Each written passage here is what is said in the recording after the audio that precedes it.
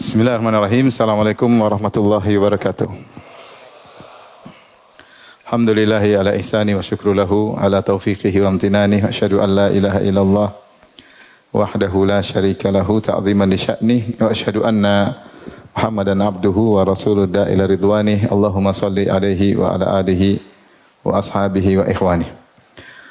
Para hadirin dan hadirat yang dirahmati oleh Allah Subhanahu wa taala. Pada malam hari ini kita akan bahas topik yang penting buat kita semua, yaitu bagaimana menjadi terbaik di sisi Allah Subhanahu wa taala. Hal ini kenapa? Karena setelah kita lama berinteraksi dengan medsos, ya, kita masuk dalam grup-grup, ya, kita senantiasa melihat komentar tentang kita atau kita mengomentari orang, kita terbuai dan bahagia melihat like yang banyak, ya, dan sedih ketika dislike, sehingga akhirnya kita sudah terbiasa mencari penilaian audiens. Itu sudah biasa. Kita terbawa dengan sendirinya. Apalagi yang suka bikin konten, itu kontainer, ya. Jadi akhirnya akan terbiasa mencari penilaian, gimana konten saya bagus atau tidak, ya. Terbawa dengan sendirinya. Dia tidak bisa menghindar. Sehingga dia sibuk memperbaiki, melihat komentar.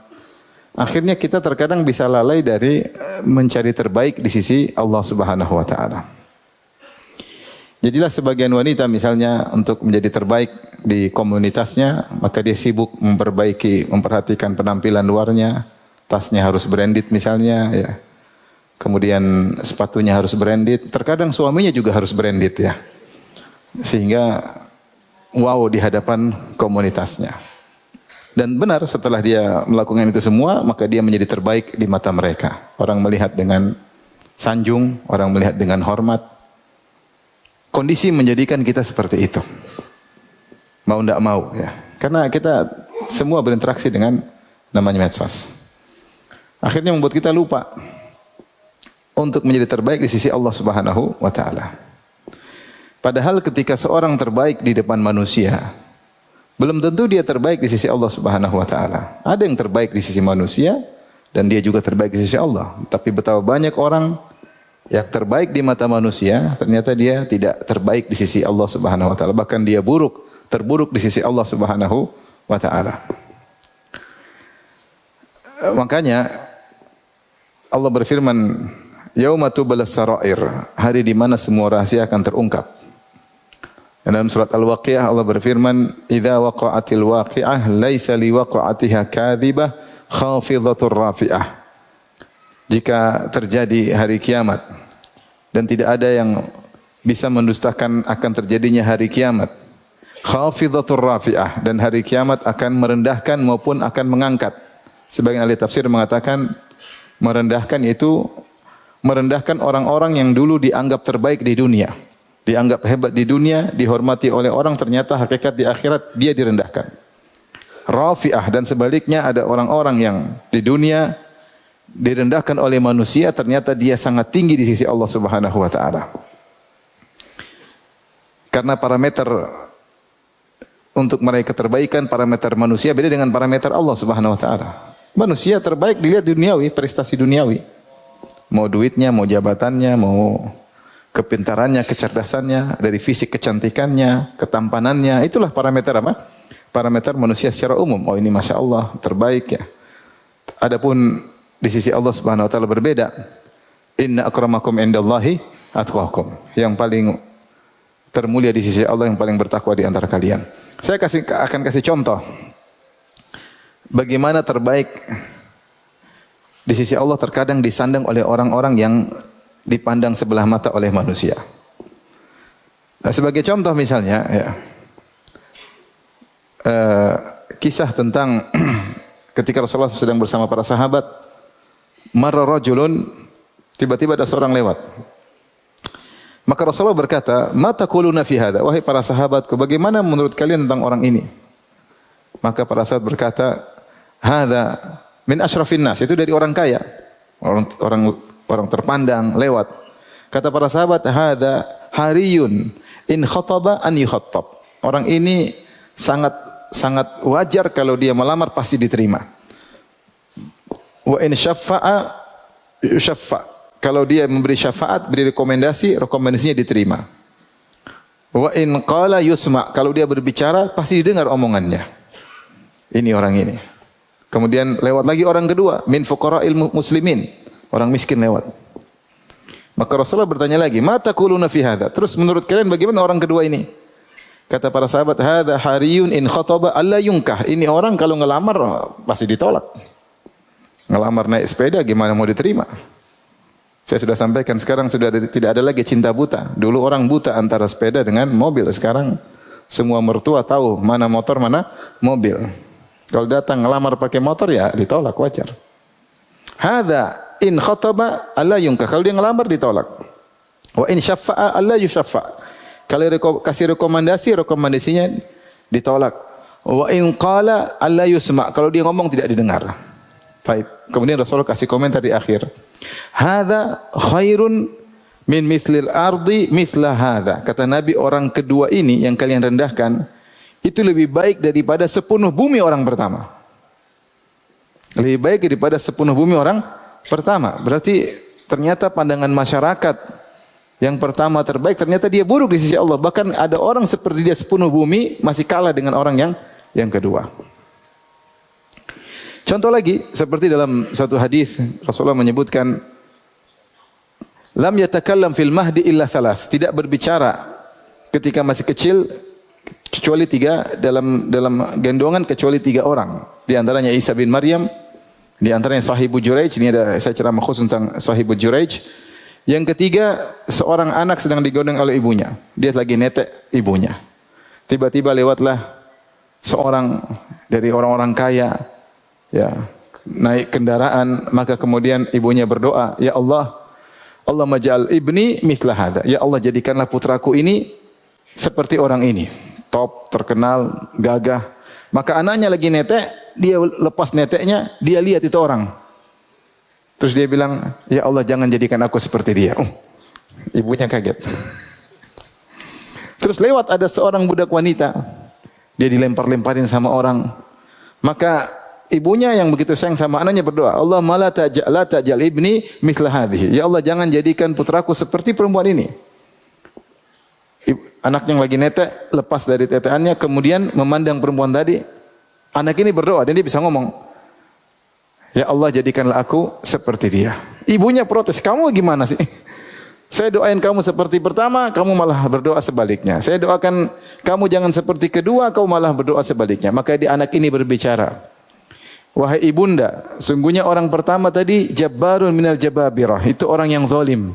Meskipun dihormati oleh banyak orang, aku tidak ingin seperti dia. Adapun yang kedua adalah seorang wanita yang dituduh berzina walam tazni. Dia tidak berzina, dituduh mencuri padahal dia tidak mencuri. Ketika dia dilempar dengan batu, dia berkata, "Hasbiyallah." Dia berkata, "Hasbiyallah." Saya ingin seperti dia. Subhanallah. Maksud saya ini orang kedua, menurut pandangan manusia rendah. Tapi ternyata di sisi Allah sangat tinggi. Ini maksudnya kita bicara tentang contoh-contoh orang yang di dunia rendah tapi ternyata tinggi di sisi Allah. Contoh lagi akan hal ini seperti kisah Uwais Al-Qarani. Uwais Al-Qarani, ya. Rasulullah telah wasiatkan kepada Umar bin Khattab, "Idza ja'akum amdadun min ahli Yaman." Kalau datang pasukan tambahan dari negeri Yaman, maka carilah wahai Umar seorang namanya Uwais. Maka setiap datang di zaman kekhilafahan Umar bin Khattab radhiyallahu anhu, dan dia adalah khalifah di Amirul Mukminin, setiap ada bantuan pasukan dari Yaman, Umar selalu bertanya, "Afikum Uwais?" Apakah di antara kalian ada namanya Uwais? Kata orang-orang tersebut, enggak ada. Akhirnya dia tunggu lagi. Umar sabar, nunggu lagi rombongan berikutnya. Setiap ada rombongan berikut dari Yaman, Umar tanya, "Apakah ada orang namanya Uwais?" Enggak ada. Sampai akhirnya datanglah satu rombongan. Umar bertanya, "Apakah di antara kalian namanya Uwais?" Ada. Kata Umar, "Minal Murad, kau dari kabilah Murad?" Kata dia, "Benar." "Minal Qaran, kau dari kabilah Qaran?" Benar, yaitu Uwais Al-Qarani. "Engkau dulu punya ibu dan kau berbakti kepadanya?" Kata dia, "Benar." "Kau dulu punya penyakit, sekujur tubuhmu kena penyakit baras, itu penyakit albina, terus kau berdoa dan kau minta disisakan sekeping dirham di pusarmu agar tidak disembuhkan?" Benar. Maka dia berkata, "Ya Amirul Mukminin, dari mana kau tahu ini?" Demi Allah saya tidak pernah menceritakan kepada siapapun. Dia curiga dari mana? Maka Umar berkata, Rasulullah mengabarkan kepada aku. Dan Rasulullah mengatakan, jika aku bertemu dengan engkau, fa in istata'ta an yastaghfirullah laka faf'al. Kata Nabi, wahai Umar, kalau kau mampu minta Uwais doakan kau agar kau diampuni, maka lakukanlah. Maka saya minta agar kau doakan saya. Subhanallah. Akhirnya Uwais setelah itu jadi tersohor, kemudian dia menghilang. Dia tidak ingin dikenal. Dia ternyata tokoh yang tidak dikenal. Bahkan dalam sebagian riwayat dia dituduh yang tidak-tidak. Dibilang dari mana dia punya baju, dari mana dituduh yang tidak-tidak. Dan dia diam aja. Jadi dia tidak pernah pamer, saya dulu berbakti sama orang tua. Ya. Saya yang dulu yang enggak pernah. Saya ini wali, dulu saya sakit, saya doa langsung Allah sembuhkan. Juga dia tidak pernah cerita. Bahkan dalam ketika dia berdoa, dia bilang, Allah jangan sembuhkan aku sekujur tubuhku. Sisakan sedikit di pusarku agar aku ingat saya dulu pernah apa? Pernah sakit. Sehingga selalu bersyukur kepada Allah Subhanahu wa taala. Dia rendah di hadapan manusia, tapi ternyata kata Nabi sallallahu alaihi wasallam, khairut tabi'in Uwais Al-Qarani. Sebaik-baik tabi'in adalah Uwais Al-Qarani. Lebih baik daripada banyak tabi'in yang terkenal. Dia tidak terkenal. Bahkan orang merendahkan dia. Ini contoh. Ternyata tidak mesti orang di hadapan kita rendah, ternyata rendah di sisi Allah. Bahkan bisa jadi sangat tinggi. Contoh lagi, pernah Ibnu Abbas berkata kepada muridnya, kepada Atha, "Ala adulluka bimra'atin min ahlil jannah?" Wahai Atha, maukah aku tunjukkan kepada engkau wanita penghuni surga? Inilah, hadhi imra'atun sauda. Inilah wanita yang berkulit hitam. Bukan yang cantik, kemudian menggoda iman, menggoda jenggot dan kumis, enggak. Hitam. Tapi penghuni surga, terbaik sisi Allah. Atatin Nabiya sallallahu alaihi wasallam, dia datang menemui Nabi sallallahu alaihi wasallam. Dia berkata, ya Rasulullah, ya, ini usra wa ini atakasyaf. Ya Rasulullah, saya penyakit. Saya suka kejang-kejang seperti penyakit ayan. Kalau saya lagi kambuh ya Rasulullah, tersingkap sebagian auratku.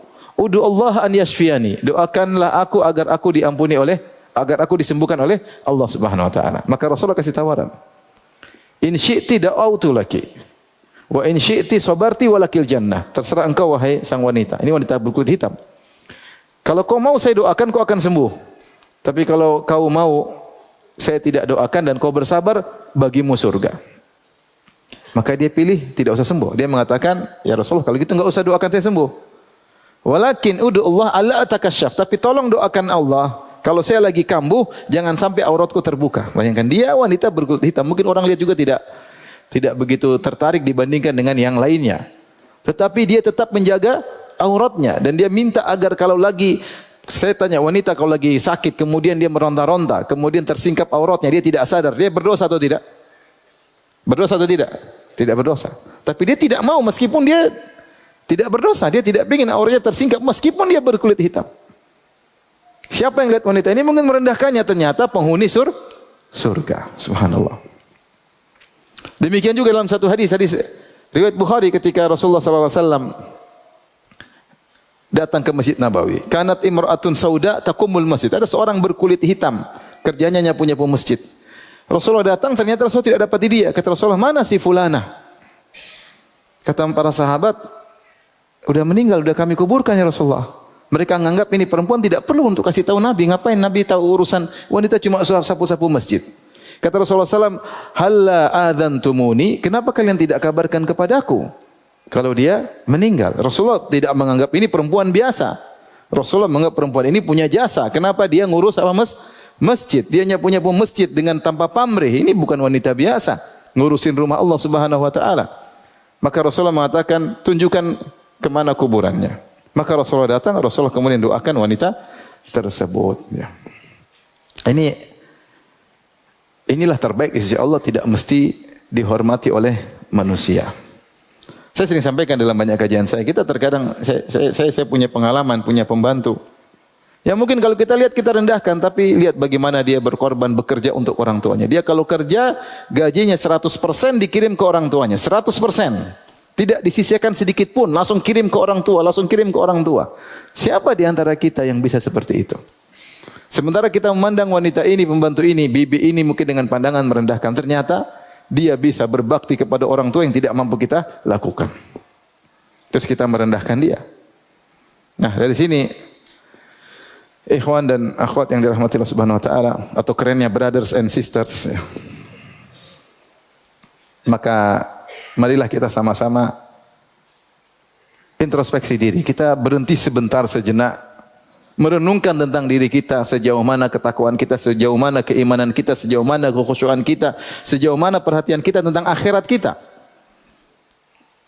Karena keterbaikan diraih dengan sejauh mana kita peduli kepada akhirat kita.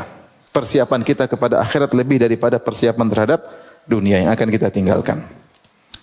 Baik, secara sederhana, orang terbaik adalah yang paling bertakwa di sisi Allah Subhanahu wa taala.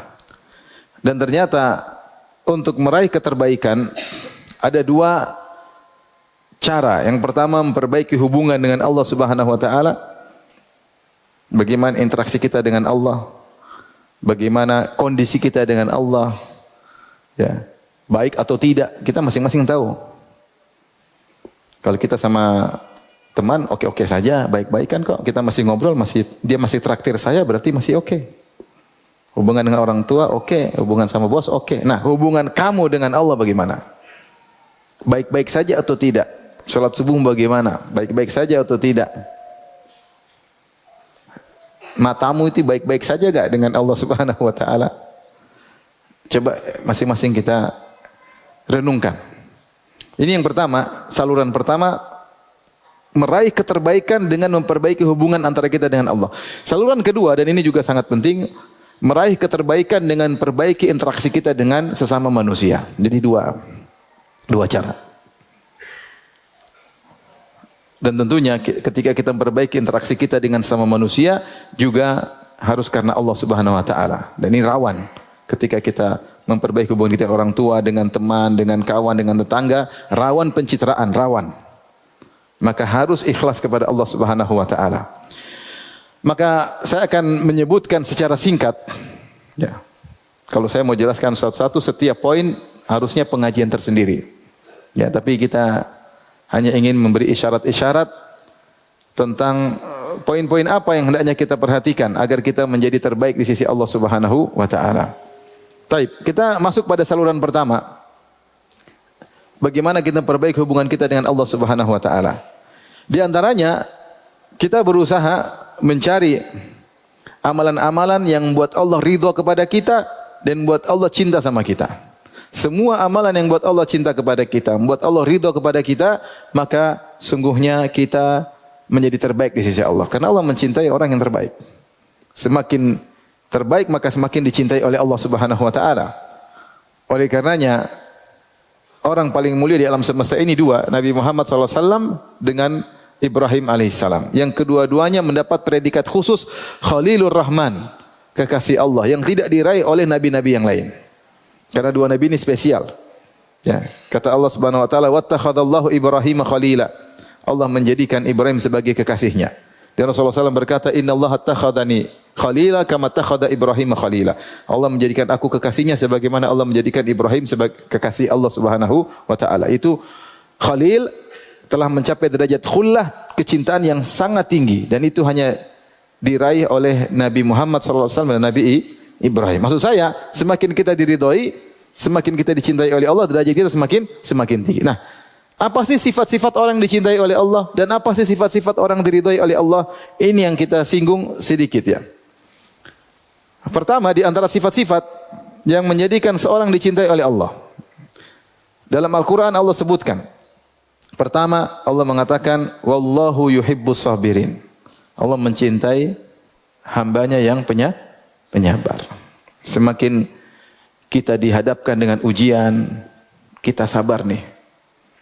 Berarti Allah semakin cinta sama saya.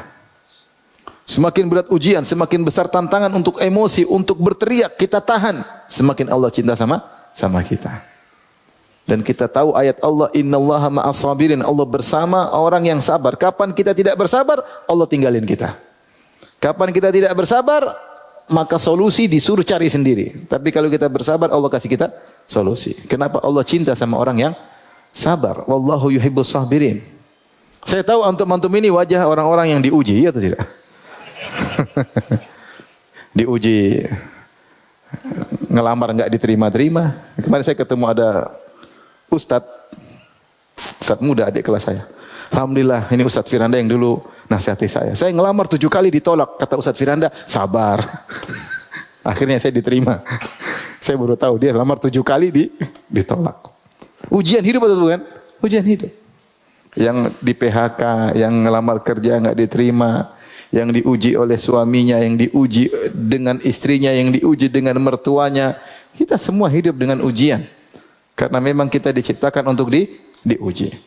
Ingat, kalau kita bersabar, maka Allah mencintai kita. Wallahu yuhibbus sabirin. Allah mencintai orang yang bersabar. Dan perbandingan lurus, semakin sabar, semakin dicintai oleh Allah. Ini salah satu ayat. Tinggal kita terapkan. Lihat kita sabar enggak? Sedikit-sedikit marah, sedikit-sedikit curhat, sedikit-sedikit cerita sama orang, ada masalah sedikit, nangis, cerita sama orang. Itu namanya enggak sabar. Curhatin Allah sama orang. Kenapa sih Allah giniin saya? Emang Allah ngapain kamu ya? Gini. Itu namanya kita curhatin Allah sama orang. Mana sabar seperti ini? Kalau bisa seperti Nabi Yakub, fasabrun jamil, sabar yang indah. Sabar yang indah adalah sabar tanpa mengeluh kepada Allah, kepada manusia. Hanya mengeluh kepada Allah Subhanahu wa taala. Innama ashku bathi wa huzni ila Allah. Aku hanya mengeluhkan kesedihanku hanya kepada Allah. Latih diri kita seperti itu. Sehingga solusi akan datang dari Allah dengan solusi yang terbaik. Sabar aja. Sabar. Tapi kalau kita ngeluh sama orang, ya udah Allah tinggalkan kita, selesai. Semakin cinta kepada kita hilang. Taib yang berikutnya. Innallaha yuhibbul muttaqin. Sungguhnya Allah mencintai orang yang bertakwa. Di antara makna spesifik takwa adalah meninggalkan maksiat. Sejauh mana kita tinggalkan maksiat, maka sejauh itu Allah cinta sama kita. Kita diuji depan kita ada maksiat, apalagi ketika bersendirian. Kemudian sarana mudah, maka itulah hakikat ujian. Kata para ulama, jika engkau terjebak pada suatu kondisi, sarana maksiat mudah, tidak ada yang lihat, ketahuilah kau sedang diuji. Seperti Nabi Yusuf ketika diuji dengan siapa? Zulekha. Pintu semua sudah dikunci. Kemudian Zulekha yang malah merayu. Sudah enggak ada kesulitan, tinggal melakukan. Berarti sedang diuji. Ketika sarana maksiat mudah, tidak ada yang lihat, ketahuilah engkau sedang diuji. Kalau kau bisa lolos, Allah langsung cinta sama engkau. Makanya Allah menyebut dalam Al-Quran, Innal ladzina yakhshawna rabbahum bil ghaibi lahum maghfiratun wa ajrun kabir. Pahalanya besar. Sungguhnya orang-orang yang takut kepada Allah dalam kesendiriannya, bil ghaib, tidak ada yang lihat. Lahum maghfiratun, bagi mereka ampunan, wa ajrun kabir, ganjaran yang besar. Ya. Ketika Allah berbicara tentang surga dalam surat Qaf, ya, tentang man khasyiyar rahmana bil ghaib wa jaa biqalbin munib. Allah bilang inilah surga yang dijanjikan kepada mereka siapa? Man khasyiyar rahmana bil ghaib, orang yang takut kepada Ar-Rahman ketika dia sedang bersendirian. Itulah hakikat takwa. Benar dia tergoda.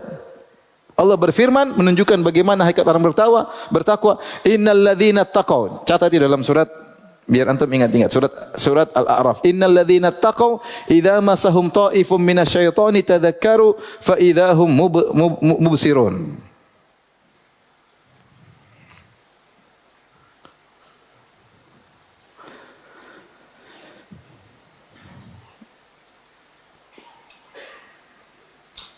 Dalam surat Al-A'raf ayat 201. Ini ciri orang bertakwa. Bukannya orang bertakwa tidak digoda setan, justru setan godain orang bertakwa. Kalau orang tidak bertakwa enggak usah digoda setan, dia sudah kesetanan, enggak perlu digoda. Makanya ada yang datang kepada Ibnu Abbas. Ya Ibnu Abbas, orang Yahudi katanya mereka kalau ibadah mereka khusyuk. Kata Ibnu Abbas, "Kaifa ya'ti syaitan ila qalbin kharib?" Ngapain setan ganggu orang yang hatinya sudah hancur? Biarin aja khusyuk kesyirikan, khusyuk kerusakan.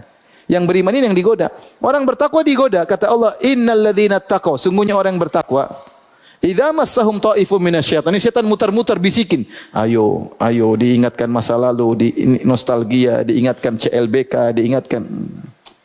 No, setan ini. Tadzakar dia ingat. Bilang a'udzubillahi minasyaitonir rajim. Ini kalau antum lolos langsung dicintai oleh Allah. Levelnya tinggi langsung. Makanya Allah berfirman, "Waliman khafa maqama rabbih jannatan." Bagi orang yang takut keagungan Allah, dia mendapatkan 2 surga. Kata sebagian ulama, ini adalah orang yang ketika dia bersendirian, tiba-tiba terbetik syahwatnya ingin bermaksiat, tiba-tiba dia ingat Allah. Terbetik ingin maksiat. Aduh, ya Allah tolong aku. Kemudian dia tinggalkan. Bagi dia 2 surga kata Allah Subhanahu wa taala. Maka Allah mengatakan, "Innallaha yuhibbul muttaqin." Allah mencintai orang-orang yang bertakwa. Bertakwa. Kita sedang hidup di zaman yang ketakwaan kita bisa luntur setiap hari. Nonton ini, nonton anu, nonton ini, nonton anu. Akhirnya luntur. Tanpa kita sadari, kita anggap sudah hal biasa. Padahal takwa kita sedang luntur. Akhirnya sholat malam susah, sedekah pelit, taat sama suami susah, berbakti sama orang tua berat, sholat gak khusyuk-khusyuk, imamnya disalah-salahin, bacanya gak enak, padahal dia hatinya yang gak beres. Jangan salahkan kaca kalau wajahmu jelek. Kenapa? Hatinya bermasalah, kemudian imam gak enak, imamnya kepanjangan, imamnya padahal hatinya yang bermasalah. Oleh karenanya ini poin, kalau ingin menjadi terbaik sisi Allah, bertakwa. Tinggalkan dosa besar, dosa kecil. Khalidh dzunuba saghira wa kabira hadzaka tuqa wasna kamashin fawqa ardi syauqi yahdharu ma yara la tahqiranna saghiratan innal jibala minal hasa. Tinggalkanlah dosa besar maupun kecil. Itulah hakikat ketakwaan. Jadilah engkau sedang berjalan, orang berjalan di atas tanah yang penuh dengan duri besar, duri kecil, dia waspada, jangan sampai dia injak. Jangan kau remehkan dosa kecil, sungguhnya gunung besar berasal dari kumpulan batu-batu yang kecil. Taib yang berikutnya Allah sebutkan, Innallaha yuhibbul muhsinin. Sungguhnya Allah mencintai orang-orang yang berbuat apa? Ihsan. Ihsan itu maknanya 2. Pertama terkait kita dengan Allah Subhanahu wa taala, yaitu senantiasa merasa Allah melihat kita. Ketika Nabi menjelaskan tentang ihsan, kata Nabi sallallahu alaihi wasallam, wal ihsan an ta'budallaha ka'annaka tarahu fa illam takun tarahu fa innahu yarak. Ihsan itu kau beribadah kepada Allah seakan-akan engkau melihat Allah. Jika kau tidak mampu, yakinlah Allah selalu melihatmu. Ini kalau kita bisa hadirkan, benar-benar kita dekat dengan Allah, benar-benar kita terbaik. Karena kita telah mencapai derajat yang tinggi. Jadi derajat itu agama, derajatnya maratibuddin ada 3. Islam, ini perkara-perkara zahir dia perhatikan. Iman, perkara-perkara batin, akidah dia perhatikan. Lebih tinggi lagi, ihsan. Merasa senantiasa diawasi oleh Allah Subhanahu wa taala, sehingga dia selalu connecting, sehingga dia selalu memikirkan apa komentar Allah terhadap saya. Kalau saya begini, apa komentar Allah? Dan dia selalu berpikir yang penting Allah sudah tahu, selesai. Ya. Wa ma taf'alu min khairin fa innallaha bihi alim. Apapun kebaikan yang kau lakukan Allah tahu. Ya'lamullah, Allah juga tahu. Sehingga setiap dia beraktivitas, dia tahu Allah sedang menilai. Ini cara agar kita terbaik di sisi Allah. Sehingga kita mau misalnya berbakti sama orang tua, belikan oleh-oleh buat orang tua. Kita tahu Allah sedang melihat kita beli oleh-oleh. Kita antar ke ibu, ternyata sampai di sana ibu bilang, "Apa oleh-oleh kayak gini? Kembaliin." Sedih atau tidak? Sedih, tapi kita bilang Allah sudah tahu, saya niatnya baik. Seperti itu. Ya. Sama, kita sudah semangat mau ngelamar dalam rangka untuk menundukkan pandangan, punya keturunan yang baik. Begitu ngelamar, ditolak. Sedih atau tidak? Sedih, tapi Allah sudah tahu saya niatnya apa? Baik. Sehingga tidak terlalu kecewa. Karena fa innallaha bihi alim, sungguhnya Allah Maha melihat, mengetahui apa yang kita lakukan. Makna ihsan ini hilang ketika kita sibuk bermedsos, ya, publish apa yang kita lakukan, aktivitas kita keseharian, kita menunggu komentar orang, likes atau dislike dan macam-macam, sehingga kita hilang bagaimana penilaian Allah kepada saya hilang. Yang kita sibukkan bagaimana penilaian netizen kepada kita. Sehingga kita berusaha terbaik bagi netizen, bukan bagi Allah Subhanahu wa taala. Maka ini di antara yang buat seorang derajatnya tinggi di sisi Allah, memiliki derajat ihsan. Ini salah satu makna ihsan. Makna kedua ihsan adalah berbuat baik sama orang lain. Berbuat baik sama orang lain. Itu saluran kedua nanti kita bahas. Berbuat baik kepada orang lain. Tapi di antaranya, ya. Innallaha yuhibbul muqsitin. Allah mencintai orang-orang yang adil, berusaha adil. Sama anak-anak adil, sama anak buah adil. Kalau punya anak 2, 3, 4 adil, jangan berat sebelah. Ya. Kalau punya istri 2, 3, 4 jangan berat sebelah. Karena kalau berat sebelah maka akan bengkok pada hari kiamat. Kata Nabi sallallahu alaihi wasallam, "Man kanat lahum ra'atani famala ila ihdahuma jaa yaumal qiyamati wa shikuhu ma'il." Siapa yang punya 2 istri, kemudian dia condong kepada salah satunya tidak adil, dia datang pada hari kiamat badannya miring, jenggotnya miring, dagunya miring, kakinya miring. Akhi, ente kenapa? Kenapa? Qadarullah ada. Dulu saya sembunyikan satunya. Antum yang satu aman, enggak miring insyaallah. Apalagi jomblo, apa yang mau dimiringkan? Jadi kalau istri 2, 3 tidak adil, miring. Sama anak-anak. Sayang sama yang satunya, satu tidak disayangnya, miring nanti. Allah mencintai orang yang adil, selalu bersikap adil. Menilai orang juga adil. Kita kalau nilai orang, kita adil. Ya. Kalau baik, baik. Kalau enggak. Jangan kita nutupi kebaikannya, jangan kita berlebihan dalam menjelaskan keburukannya. Atau sebaliknya, berlebihan dalam kebaikannya, lupa dengan kekurangannya. Kita adil kalau menilai orang, adil. Ya. Kata Allah, "Wala yajrimannakum syana'anu qaumin ala alla ta'dilu. I'dilu huwa aqrabu littaqwa." Jangan sampai kebencian kamu kepada suatu kelompok membuat kau tidak adil. Adillah dalam menilai, dalam bersikap meskipun kepada musuh yang membencimu. Huwa aqrabu littaqwa, lebih dekat kepada ketakwaan. Kata Ibnu Taimiyah rahimahullah, ayat ini terkait dengan sikap adil terhadap orang kafir. Jangan sampai kebencianmu kepada suatu kaum membuat kau tidak adil sehingga kau berlebihan dalam mensifati. Nah, apalagi sama kaum muslim. Jadi berusaha adil dalam tulisan, dalam komentar. Ya, jangan timbangan ganda, adil dalam mengomentari, kalau perlu berkomentar, komentar dengan cara yang adil. Jadi kalau kita adil, maka kita dicintai oleh Allah Subhanahu wa taala. Tapi di antara yang menjadikan seorang dicintai oleh Allah, apa kata Nabi sallallahu alaihi wasallam? "Innallaha yuhibbul 'abdat taqiyal ghaniyal khafi." Sungguhnya Allah mencintai seorang hamba yang bertakwa. Tadi sudah kita bahas. Innallaha yuhibbul muttaqin. Al-ghani itu qanaah. Dia ridha dengan pemberian Allah. Dia merasa ya dia cari tapi apa yang dia dapatkan sekarang sudah membuat dia bersyukur. Dia tidak mengatakan kenapa cuma dapat segini, kenapa begini. Dia tidak merasa puas, dia cuma punya mobil cuma segini. Ini orang tidak dicintai oleh Allah. Tidak bersyukur atas nikmat Allah Subhanahu wa taala. Tapi al-ghani yaitu dia merasa cukup. Dan dia tidak minta-minta sama orang, bertopang pada dirinya, bertopang kepada Allah kemudian pada dirinya, mensyukuri apa yang ada, maka yang dicintai oleh Allah Subhanahu wa taala. Kemudian al-khafi. Al-khafi dicintai oleh Allah adalah seorang yang tidak suka tampil. Dia sibuk dengan privasinya, tidak suka tampil menjadi buah bibir orang-orang, menjadi pembicaraan banyak orang, dikomentari oleh banyak orang. Dia enggak suka. Dia suka sendirian. Kenapa? Kalau orang seperti ini dia akan lebih ikhlas beribadah. Dia akan lebih fokus ngurusi anak istrinya. Tapi kalau hobinya tampil, anak istri terbengkalai.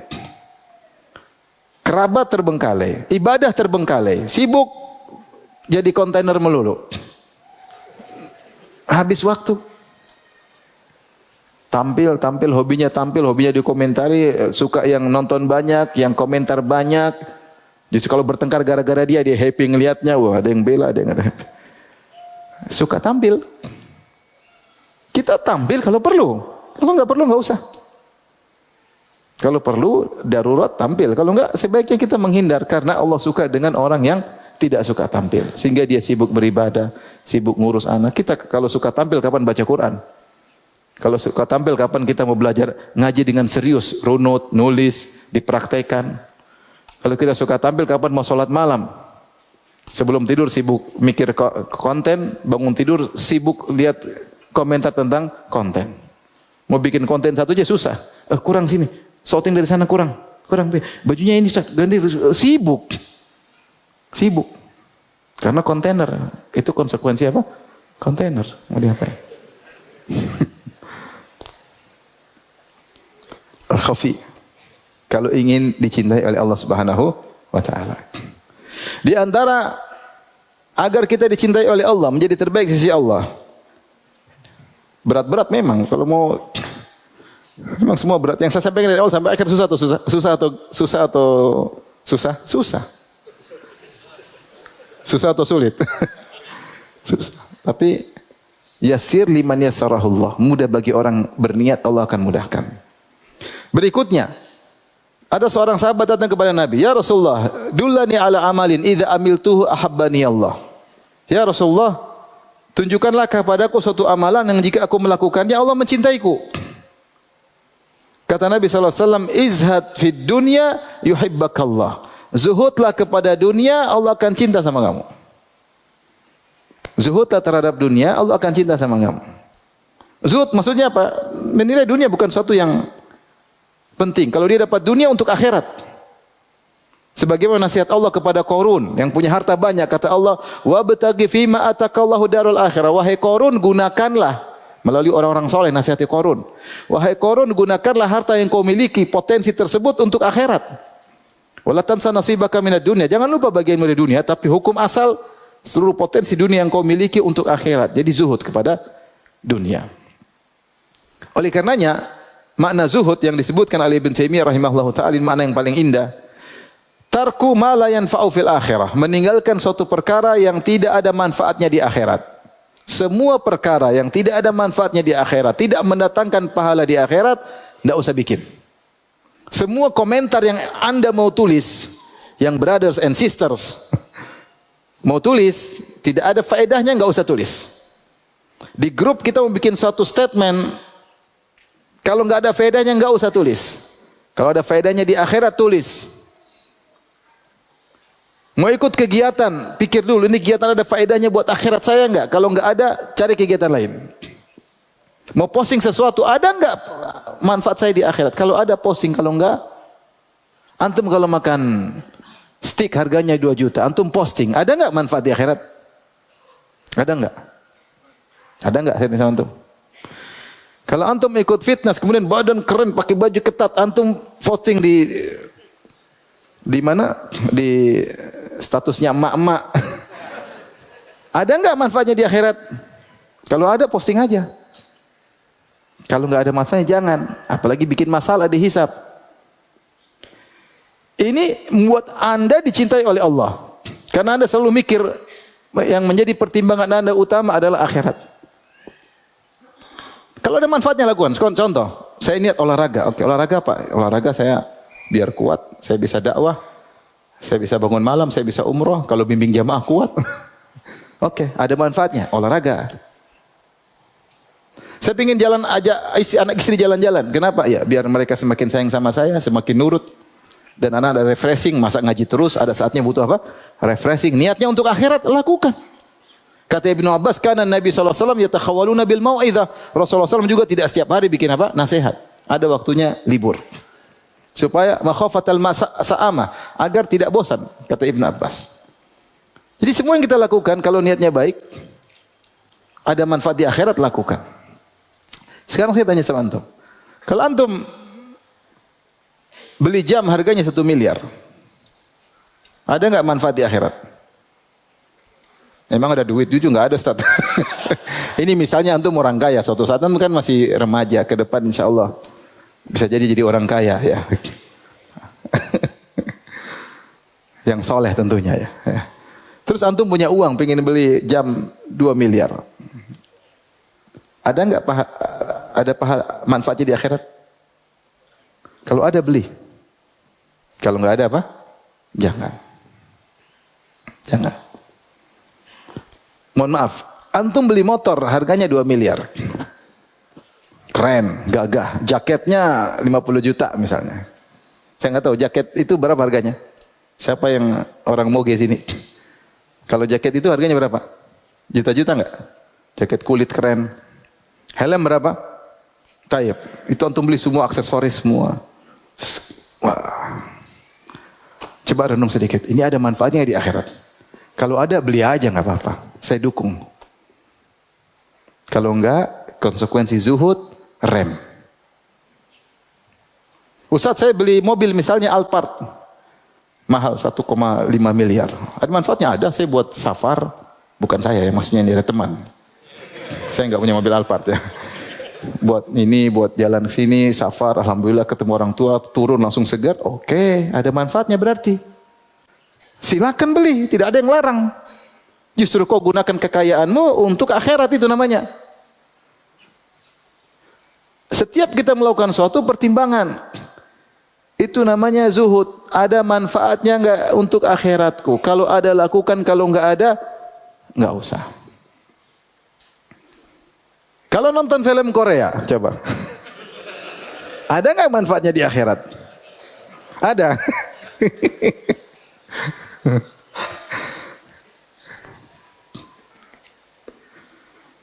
Berat ya. Antum sih mau jadi terbaik di sisi Allah. Ya berat. Semua berat. Kita merasa berat ya, di zaman sekarang ini. Terlalu banyak membuat kita lalai. Ini menjadi terbaik di sisi Allah Subhanahu wa taala. Di antaranya agar dicintai oleh Allah Subhanahu wa taala, jika melakukan suatu amalan rutin meskipun sedikit. Ahabbul a'mali ila Allah adwamuha wa inqal. Amalan yang paling dicintai oleh Allah adalah yang berkesinambungan meskipun sedikit. Bukan banyak-banyak kemudian mutung di tengah jalan. Rasulullah bersabda, "Alaikum minal amali ma tutiqun, fa innallaha la yamallu hatta tamallu." Lakukanlah amal yang mungkin kau bisa continue, yang kau mampu. Sungguhnya Allah tidak bosan sampai kau sendiri yang bosan. Makanya ketika ada seorang wanita mengikat tali di masjid di zaman Nabi, kemudian dia supaya sholat malam sambil ngantuk-ngantuk bisa berpegangan. Rasul tanya, talinya siapa? Ini talinya fulana. Buat apa dia bikin tali di masjid? Ya Rasul, kalau dia ngantuk dia berpegangan dengan tali sambil sholat malam. Subhanallah, semangatnya luar biasa. Kata Rasulullah, putusin. Ini enggak bisa seperti ini. Amal yang paling baik adalah yang continue meskipun sedikit. Nanti kalau kita sudah level bagus, kita naikkan level. Daripada langsung banyak-banyak kemudian mutung di tengah jalan. Amal seperti ini yang kita atur, yang kita manage. Saya inilah puasa Senin Kemis dulu lah, Senin Kemis alhamdulillah. Kalau saya mampu naik pangkat, mungkin saya puasa apa lagi tambah lagi. Kalau enggak saya bertahan di situ. Atau sebelum puasa Senin Kemis saya puasa 3 hari sebulan. Mampu enggak saya bertahan? Oh, mampu. Alhamdulillah 3 bulan sehari enggak.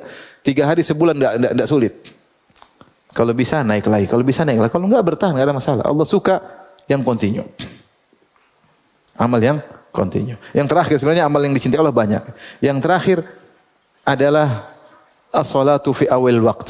Ketika Rasulullah ditanya, "Mal ayul amali ahabbu ila Allah?" Amal apa yang paling dicintai oleh Allah? Kata Nabi sallallahu alaihi wasallam, "As-salatu ala waqtiha." Salat pada waktunya. Ditafsirkan dalam sebagian hadis, salat di awal waktu.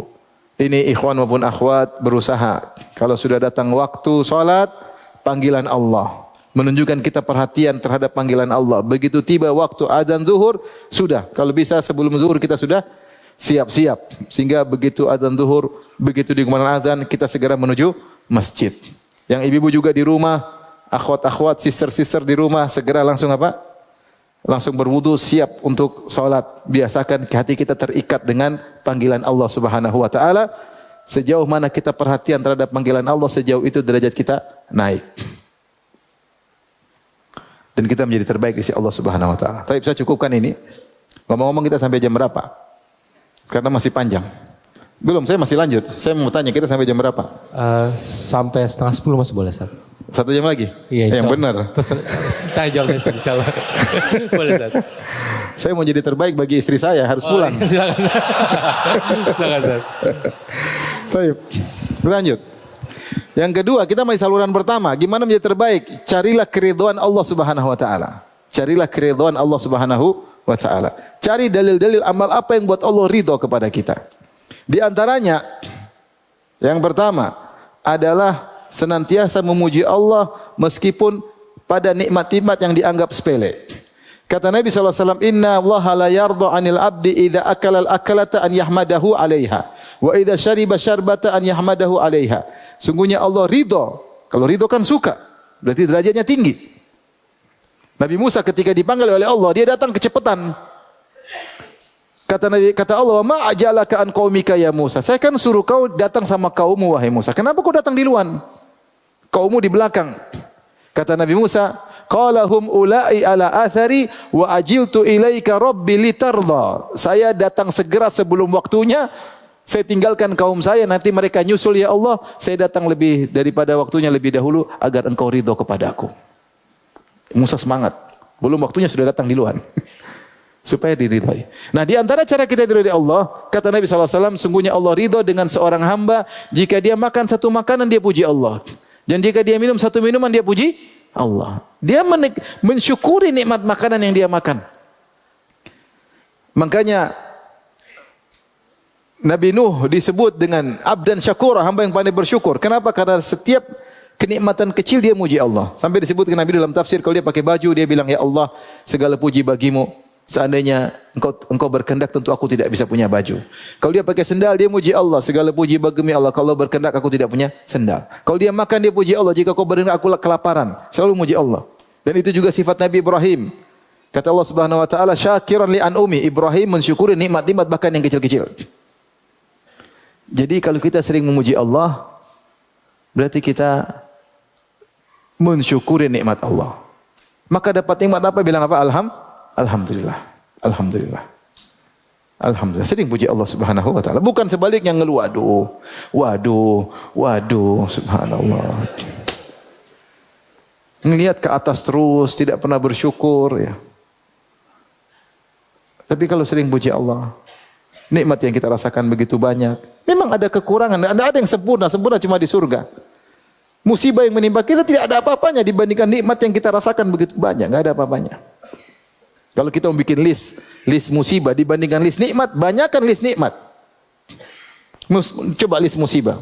PHK 1, 2, diomelin istri 2, 3 apa lagi? Sakit encok 3. Tapi cuma sedikit. Coba nikmat. Nikmat pandangan, nikmat pendengaran, nikmat sehat, nikmat bisa ngaji, nikmat bisa sholat, nikmat bertetangga, nikmat masih punya istri, nikmat masih punya anak. Banyak orang ditinggal istrinya. Tadi kemarin saya baru ditanya, "Ustaz, istri saya menceraikan saya." Subhanallah. Istrinya ceraikan dia, padahal tidak ada istri mencerai. Kasihan. Jadi banyak. Maka kita dapat nikmat sedikit pun kita bilang apa? Alhamdulillah. Alhamdulillah. Ini membuat kita diridhai oleh Allah.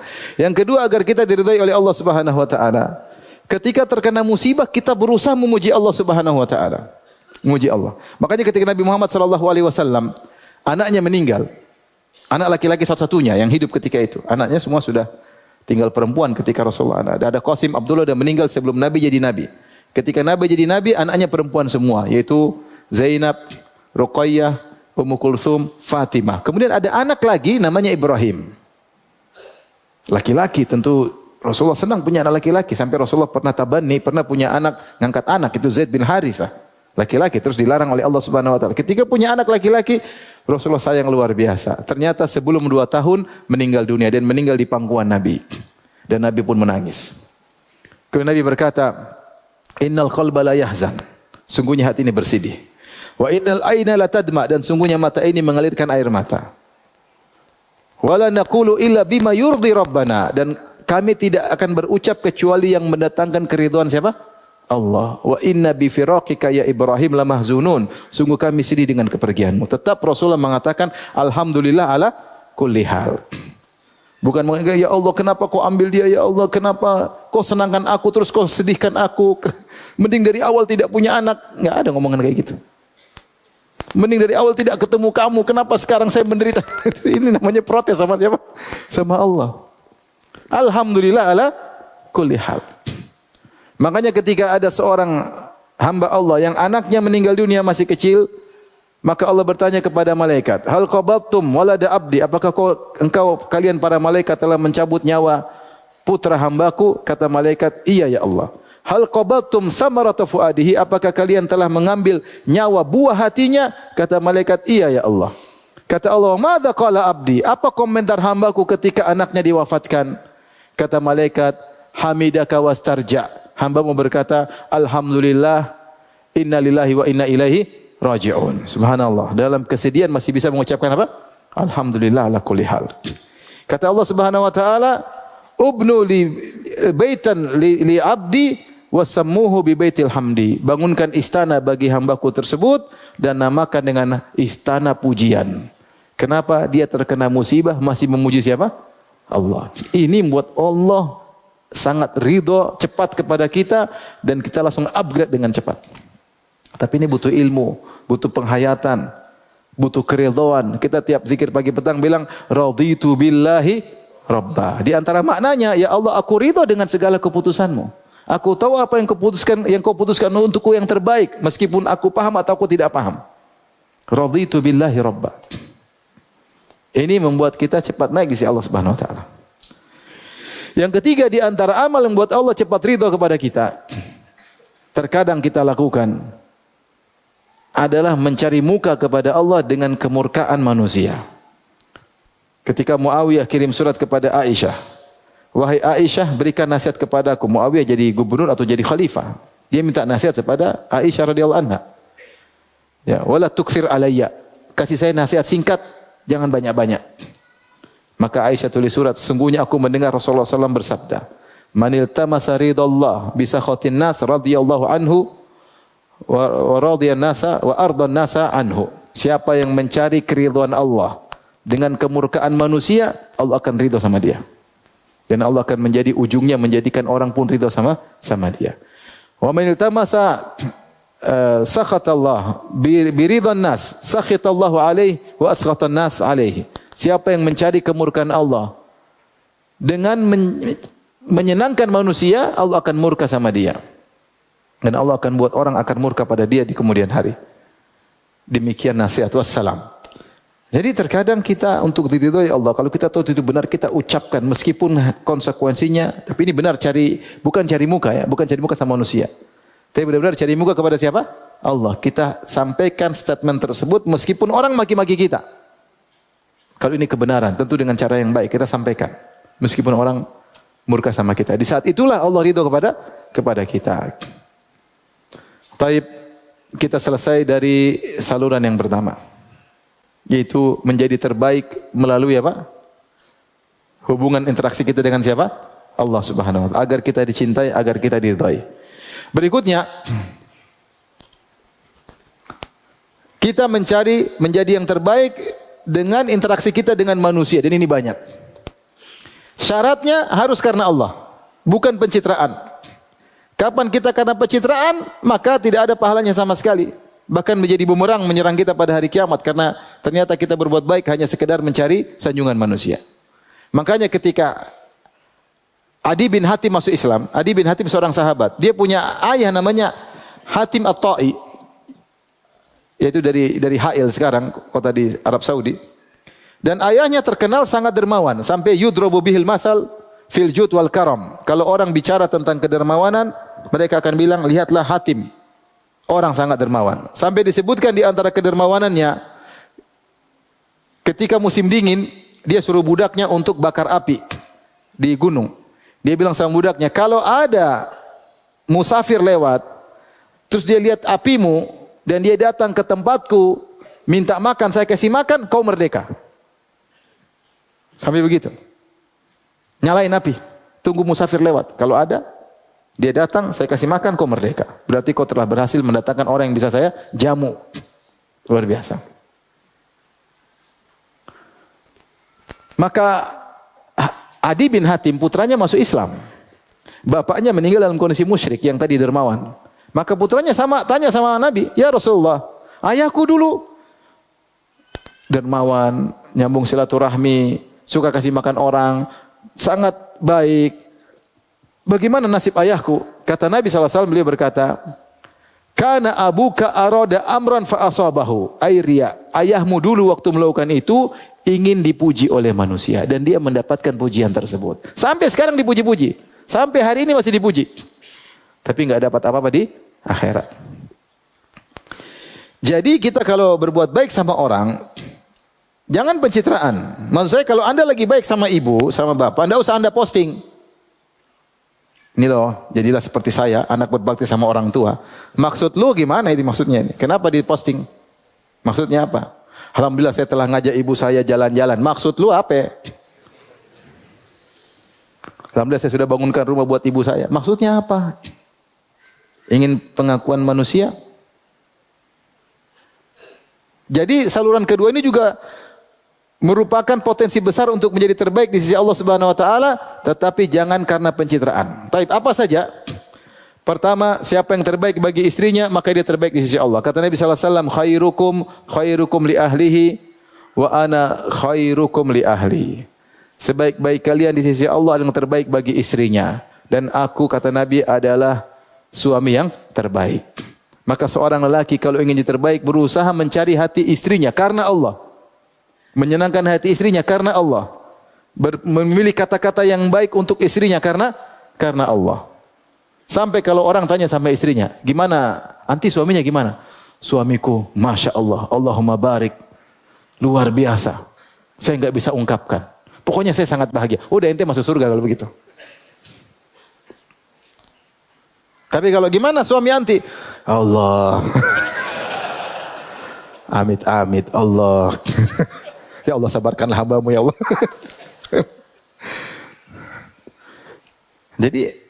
Jadilah terbaik bagi istri. Dan Rasulullah bilang, saya suami yang terbaik. Rasulullah, dia seorang kepala negara, dia seorang, kalau kita bilang ulama besar, sebagai super ulama lah itu. Yang mungkin dihormati oleh seluruh manusia. Tapi dia kalau di rumah tidak seperti itu sama istrinya. Kau enggak tahu saya ustadz kah? Enggak. Dia sama istrinya sebagaimana suami terhadap apa? Istri. Kadang istrinya ngambek, kadang istrinya Dia punya sikap berbeda ketika di rumah. Karena dia memposisikan dirinya sebagai seorang apa? Suami. Rasulullah sallallahu alaihi wasallam. Cerita tentang bagaimana Nabi, itu kajian sendiri. Saya tidak sedang menceritakan bagaimana Nabi terhadap istrinya. Jadi berusaha menjadi suami terbaik bagi istri. Bahkan saya punya kawan, ini kisah nyata. Dia ceraikan istrinya, subhanallah. Sampai akhirnya dia meninggal dunia ketika Covid. Terus itu kenal dengan istri saya. Kemudian ditelepon, bagaimana si fulan? Maka Ummu langsung bilang, ternyata dia puji-puji suaminya, padahal bukan suaminya lagi. Ya dulu si fulan tuh baiknya sama saya, padahal dicerai. Subhanallah. Padahal dicerai. Kayaknya ada masalah sesuatu, sehingga harus menceraikan sang wanita. Tapi tetap menjadi lelaki yang terbaik. Terkesan bagi wanita yang sudah dia ceraikan. Bagaimana ketika mereka masih dalam rumah tangga. Oleh karenanya, seorang berusaha menjadi terbaik di sisi Allah dengan menjadi terbaik bagi istrinya. Ya. Memang istri kita suruh-suruh. Ya. Tapi jangan buat dia terkesan seperti babu. Ya. Tapi kita bilang, kamu ratu meskipun ada babunya. Ratu di rumah, ya ratu juga bantu raja dong. Tapi kita mengesankan dia seorang apa? Ratu. Ngomong baik-baik, pilih kata-kata. Ya. Kalau salah diarahkan dengan cara baik. Tidak ada kata-kata merendahkan dia, menghinakan dia. Pilih kata-kata. Dia ibunya anak-anak.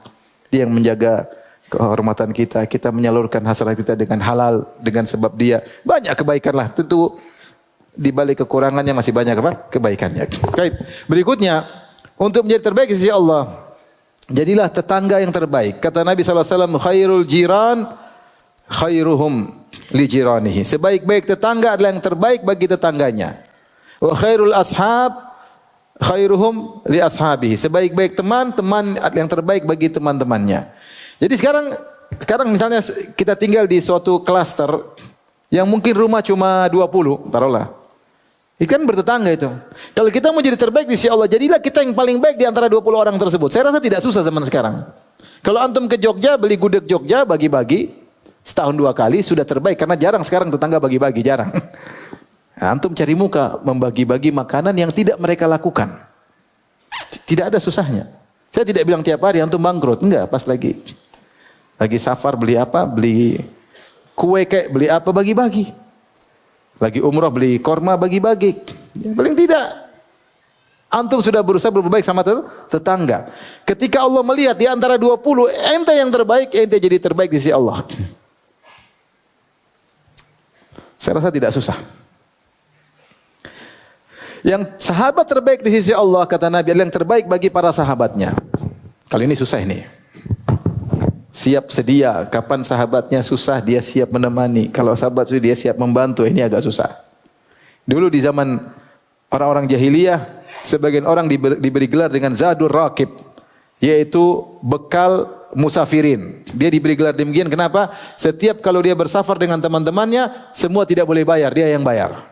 Itu sudah ada sejak zaman jahiliyah. Antum ada yang bisa kayak gitu? Tenang, safar semua, tiket saya yang bayar, enggak usah bayar, tenang. Masya Allah. Hotel saya yang bayar. Nanti notanya saya kirim belakangan. Jadi kalau zaman dulu ada orang seperti itu.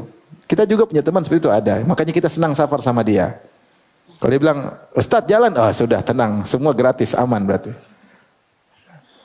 Menjadi terbaik bagi sahabatnya, sahabatnya nyaman sama dia. Kapan Anda menjadi seorang seperti itu? Anda menjadi terbaik dari sisi saluran sahabat. Jadi cara terbaik banyak. Di antaranya khairukum anfa'ukum linnas. Sebaik-baik kalian adalah yang paling bermanfaat bagi masyarakat. Seorang berusaha jadi terbaik dengan apa yang potensi dia miliki. Kalau jadi dokter yang terbaik. Berusaha memberi obat yang terbaik, memberi arahan yang terbaik. Jangan pikirannya dapat duit, gimana ngambil duit dari pasien sebanyak-banyaknya. Bagaimana kerjasama dengan toko obat, kemudian obat yang tidak pas dia jual supaya dia dapat keuntungan. Ini pengkhianat seperti tidak amanah. Dokter-dokter seperti ini. Bukan terbaik bagi pasien, terburuk bagi pasien. Dia kasih resep obat-obat yang mahal karena dia dapat untung dari jual obat tersebut. Jadi dia tukang jual obat. Dan ada enggak dokter seperti itu? Ada atau tidak? Ada atau banyak? Jangan sok tahu. Tapi ada, karena saya sering ditanya. Jadi saya tahu. Jangan, enggak boleh. Ini dokter yang amanah. Terbaik bagi pasien. Kalau pasien datang ladang pahala, saya berusaha menilai dengan yang terbaik yang saya mampu, dengan waktu yang terbatas yang saya miliki. Kayaknya, kalau nggak bisa. Kalau tahu, kalau bicara. Potensi yang kita miliki. Kalau Anda pejabat, jadilah pejabat yang terbaik. Karena pejabat yang terbaik, dia dekat sekali dengan Allah Subhanahu Wa Taala. Makanya ketika Nabi SAW menyebutkan 7 golongan yang Allah naungi pada hari kiamat kelak, orang pertama yang Nabi sebutkan adalah imamun adil, imam yang adil. Bahkan kata Ibnu Taimiyah, imamun adil, afdhalul mujahidin fi zamanihi. Pejabat yang adil, pemimpin yang adil adalah mujahid terbaik di zamannya. Kenapa? Kalau dia baik, bawahannya semua ikut senang. Kalau dia zalim, dia zalimi banyak orang. Makanya saya bilang jabatan itu bikin mudah masuk surga dan juga bikin mudah masuk neraka. Siapa yang jadi pejabat yang baik, dia buat undang-undang yang dengan semampu dia untuk kemaslahatan masyarakat. Dan dia berusaha seadil-adilnya. Oh, dia nanti di akhirat lebih mulia daripada banyak orang. Bahkan ketika Nabi sebutkan 7 golongan, yang pertama yang Nabi sebutin dia. Kenapa? Kalau dia adil, yang merasakan dampaknya banyak orang. Tapi kalau dia tidak adil, tapi kalau dia ternyata koruptor, tapi kalau sudah paling hancur nanti di akhirat. Kenapa Rasulullah berkata khairukum anfa'ukum linnas? Sebaik-baik kalian adalah yang paling terbaik bagi masyarakat. Berarti kebalikannya, seburuk-buruk kalian yang paling mengganggu apa? Merugikan masyarakat. Hati-hati jadi pejabat. Jabatan itu ujian, tapi itu sarana untuk Anda menjadi yang terbaik. Maka semangat jadi pejabat yang baik. Taib, di antara hal yang menjadikan seorang yang terbaik, kata Nabi SAW, khairukum ahsanukum qadaan. Sebaik-baik kalian adalah yang paling baik dalam bayar hutang. Ini disebutkan oleh Nabi ketika Nabi ditagih. Nabi ternyata punya utang. Nabi pernah berhutang? Pernah. Nabi pernah punya utang onta. Penagih onta datang. Ya Rasulullah, bayar utangmu. Dan dia agak keras. Sampai para sahabat mau marah. Kata Rasulullah SAW, biarkan dia berbicara. Fa inna li sahibil haqqi maqalan. Orang yang punya hak, dia berhak menuntut. Kata Nabi, biarin. Nabi tidak, kamu kenapa sama saya begitu? Enggak. Rasulullah bilang, biarin dia berbicara, dia punya hak. Kemudian Rasulullah bayar. Kata Rasulullah SAW, carikan onta yang seumur yang pernah saya pinjam. Kata para sahabat, enggak ada onta yang seumur yang kau pinjam ya Rasulullah. Carikan yang lebih baik.